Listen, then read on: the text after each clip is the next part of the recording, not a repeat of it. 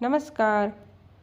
आज आपण keep food grains evil free म्हणजे धान्याला जे कीड लागते तर ती लागू नये त्यासाठी आपण कशाप्रकारे धान्याची ठेवण ठेवली पाहिजे आणि धान्याला कीड लागली तर कशाप्रकारे आपण त्याला प्रोटेक्ट केलं पाहिजे ते बघणार आहोत.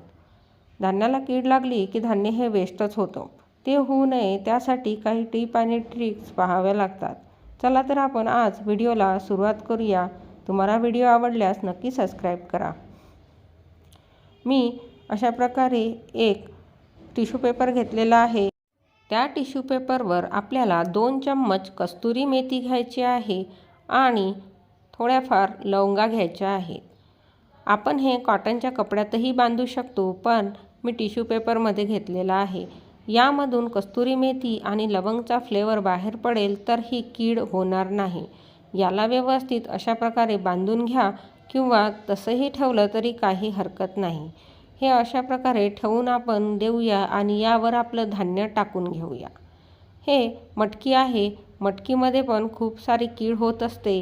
हवामानाने दमट याने होते. तर हे होऊ नये त्यासाठी आपण अशा प्रकारे मटकीमध्ये ठेवलं तर आपल्या मटकीला कधीच कीड लागणार नाही. त्याचप्रमाणे मूग डाळ, ज्वारी यामध्ये सुद्धा कीड होत असते. ही कीड झाली तर ते धान्य खराब होते.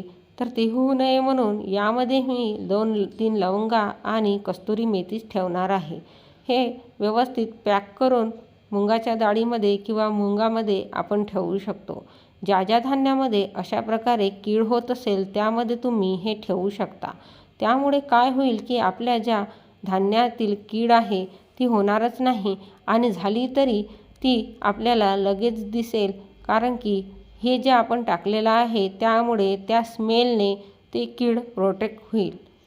चला तर आपण आता यामध्ये सुद्धा मुगाची डाळ टाकून घेऊया आणि याला पॅक बंद करून घेऊया.